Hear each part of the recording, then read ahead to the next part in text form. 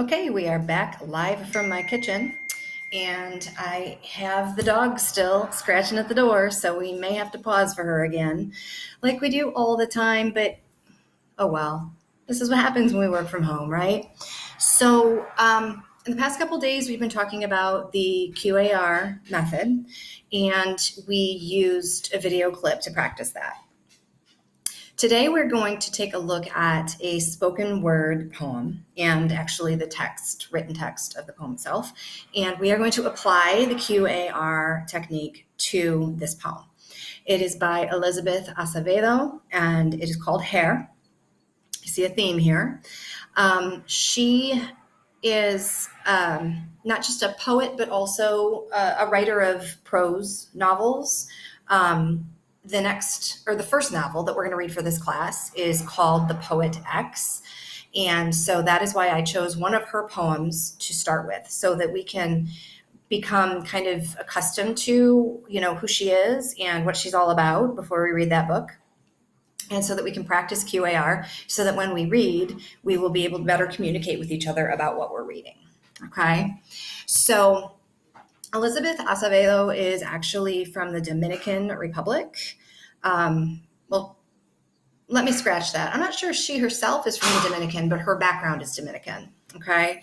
And in this particular piece, she takes a look at heritage and tradition and issues of race and individuality. Okay. So our objectives for today: 1, I can discuss the details and messages of this poem with classmates while working in a virtual capacity. And 2, I can create questions about this poem using the QAR method. Okay, and you know this because we've just gone over this for the past couple days. So when you get to your first slide where you actually do work, it's this one here. There are 2 essential questions here for this piece. Essential questions, again, are questions that we really need to ponder and have an understanding of if we're really going to get something out of this piece of literature. So what you're going to do is you're going to read these questions and you're going to click on the Post-it notes and write your thoughts on the linked slides. So you'll see if I put this in presentation mode here. The first is, how can we know who we are in a world that keeps telling us who we should be? So I'm going to click on it, and it's not going to take me where I want to go. Darn it anyhow, let's go back. Remember, folks, trial and error. We're trying to figure out how to do work online, digitally. Let me click on it from here. Oh, see, there we go. It takes me to the essential questions if I'm not in presentation mode. In presentation mode, it wants to skip to the next slide. So just use this. So when you click on that, it is going to take you to another slideshow, which you may or may not have to make bigger, okay?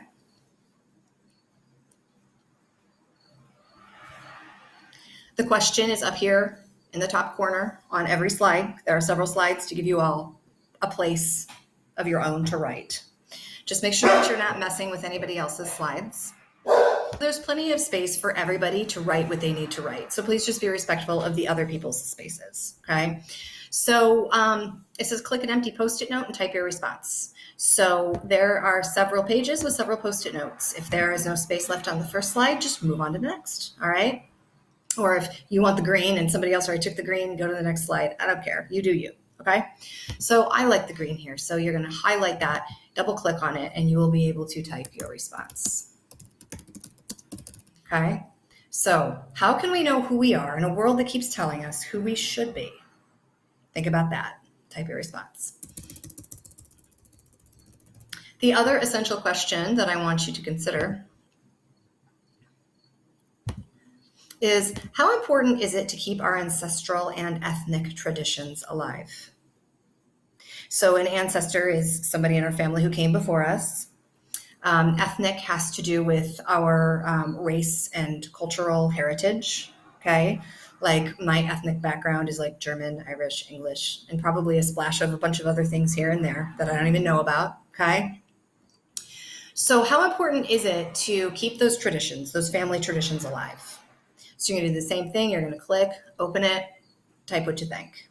You can read what everybody else thinks then too. When you're done with that then, I want you to consider, what you've been thinking and watch Miss Acevedo give her spoken word performance here. Okay. Just listen.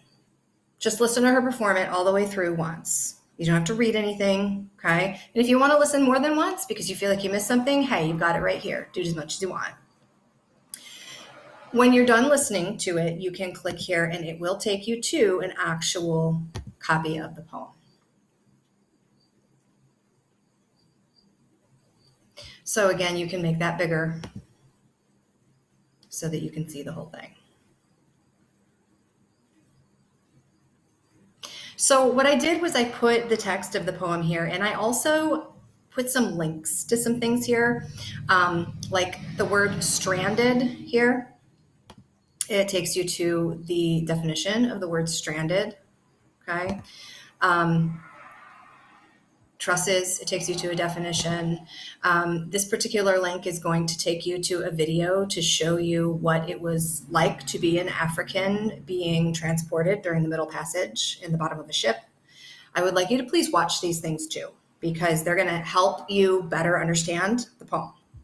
Also, here and there, I have put a couple of just little tips here, things that I might want you to think about. Okay, because remember, QAR, I want you to come up with your own stuff. But here and there, I might need to guide you. So I have a couple of guiding questions here. You don't need to type any responses or anything to them. Just think about them as you consider the poem. Okay, Dominicans, it's going to show you where the Dominican Republic is when you click on that.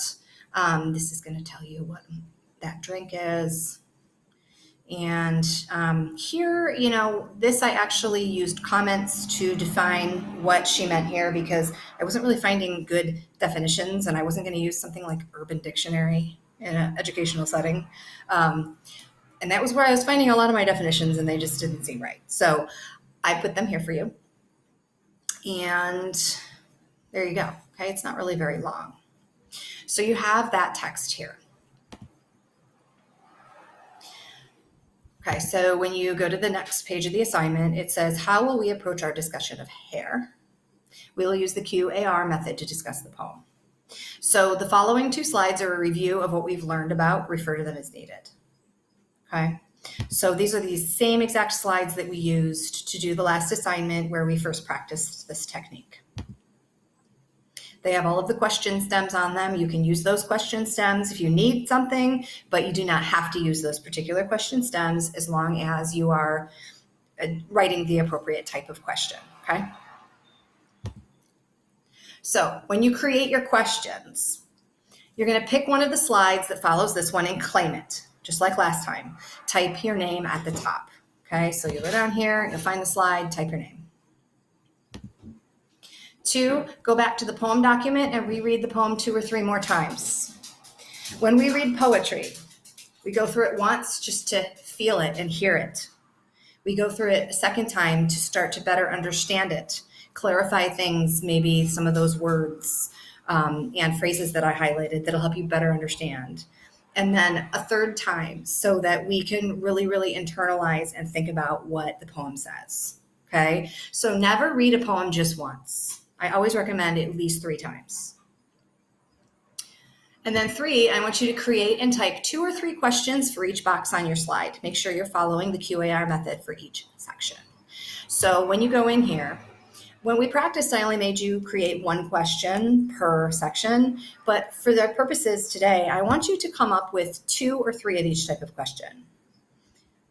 Okay? And that's today's assignment. So tomorrow, we are going to come back and we're going to revisit again, okay? But instead of evaluating each other's questions, and I mean, we might do a little bit of that here and there, but really our goal isn't going to be so much to evaluate those questions as to discuss them. Pick out some that we think are interesting or the most meaningful or the most important and go from there with this discussion of the poem Hair by Elizabeth Acevedo. And that is all you have for today. So if you need anything, please let me know through one of the various methods that is available to you. And I hope you enjoy the rest of your day. Hopefully you have this done by midnight, so we'll be ready to go tomorrow.